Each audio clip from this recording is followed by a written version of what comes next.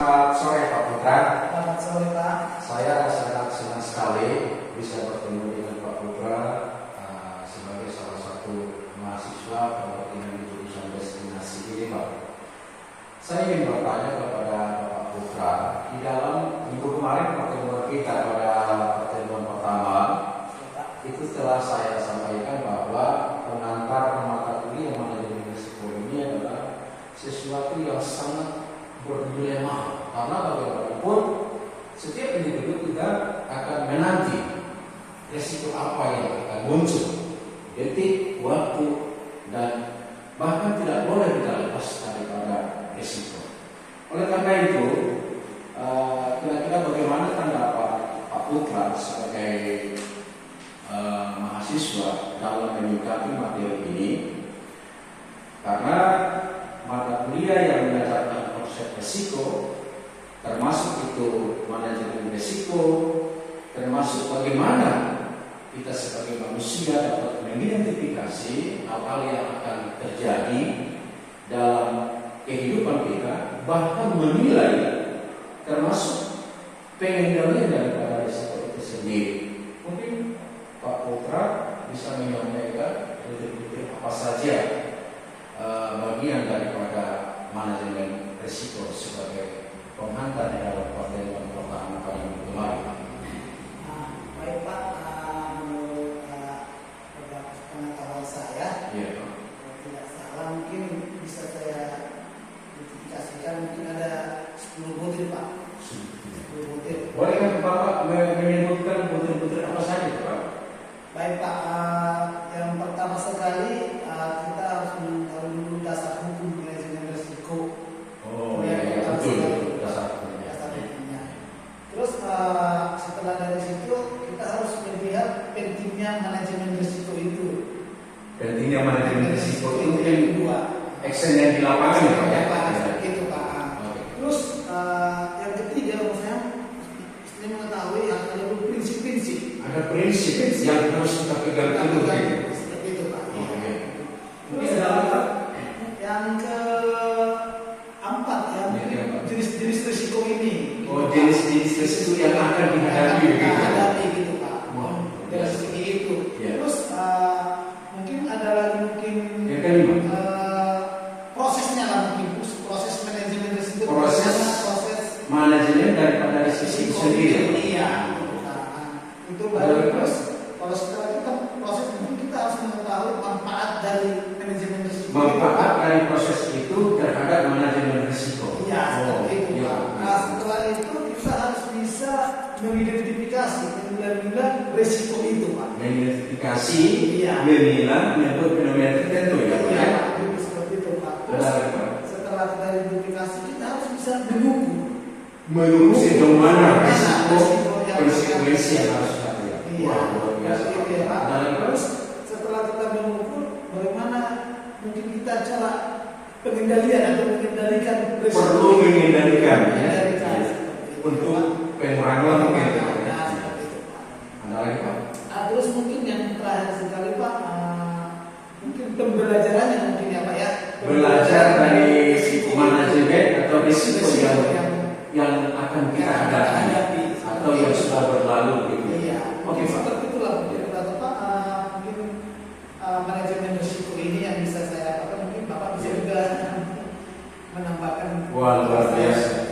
Bangga sekali saya Pak Putra dengan masukan-masukan ini. Oh ya Pak Putra, hari ini kan kita tadi sudah mempelajari probabilitas daripada manajemen risiko itu ada punya siklus tersendiri ya. Karena di dalam siklus itu kita akan mampu mengidentifikasi sekaligus memberikan solusi yang terbaik terhadap ketika ada sesuatu risiko yang terjadi dalam kehidupan kita.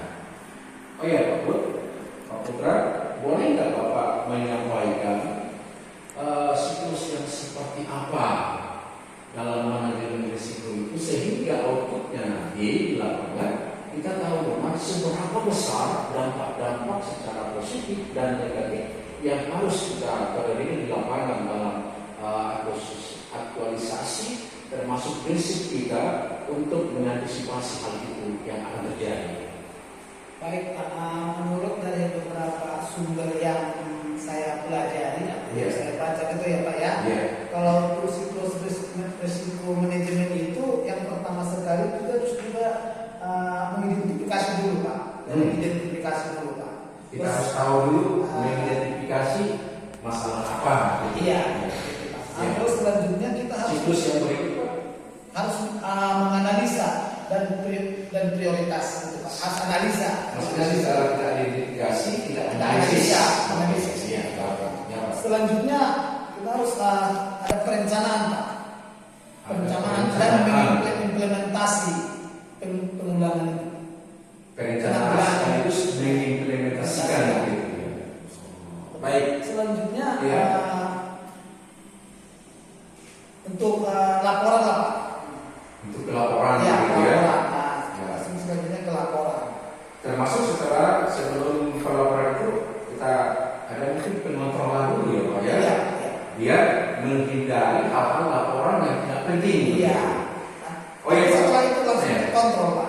Dikontrol ya, pengontrolan dalam siklus tersebut ya Pak ya.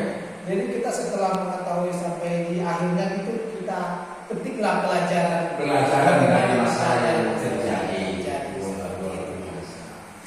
Itulah kadang orang mendengarkan materi ini manajemen risiko seolah-olah kita diperhadapkan kepada sesuatu yang belum tentu kita tahu seperti apa. Padahal begitu luar biasanya bagaimana soal identifikasi, bagaimana cara memilah hal-hal positif daripada tantangan yang akan kita pelajari. Makanya tidak jarang orang mengatakan belajar dari pengalaman. Siapapun bisa mendapatkan resiko-resiko. Oleh karena itu pentingnya kita mempelajari manajemen risiko agar kita mampu minimal kalau tidak bisa secara keseluruhan menggunakan filter dan terlalu banyak risiko-risiko di dalam usaha yang akan kita lakukan. Saya ingin menyampaikan bahwa bagaimana pendapat Pak Putra sebagai salah seorang perwakilan di program destinasi ini di dalam mata kuliah manajemen kriminalitas seperti ibarat sebuah kebakaran, kemudian hal-hal apa saja yang harus kita hindari dari kebakaran tersebut, secara positifnya seperti apa. Pak Putra nanti akan bisa menyampaikan hal itu dalam segi laporan dalam siklus yang tadi. Maka tidak penting Bapak Putra melakukan hal-hal yang tidak penting. Fokus dulu dalam sebuah masalah, kita katakan kebakaran. Hal-hal apa yang harus dibuat fenomena tertentu dari sana, sehingga nanti ini adalah sebuah tugas perdana untuk Putra sebagai sekaligus sebagai tugas tanggung jawabnya untuk di minggu depan kita akan presentasi dengan tugas tersebut. Bersedia kan? Baik, terima kasih. Demikian perbincangan kami dengan salah seorang mahasiswa di program destinasi. Ini adalah penyampaian tugas di dalam pertemuan kedua. Saya Vincent Jesles Matupang dan saya Putra Panggabean. Selamat sore, sampai ketemu minggu depan.